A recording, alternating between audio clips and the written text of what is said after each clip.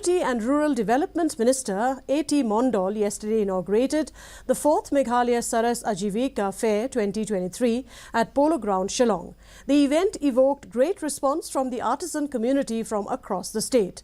The Saras Aajeevika Mela will showcase diverse cuisines and unique indigenous products and provide a platform to the participants to sell and promote their handmade products and create marketing linkages with various selling platforms. Speaking to media person, CNRD Minister A.T. Mondal said that such melas are being held to promote local products and provide a market for self-help groups and local entrepreneurs. It is being held in every state almost. So some people from other state also came here to showcase their products. And we are also trying to send our people outside of the state also in such melas in other states so that they get exposure.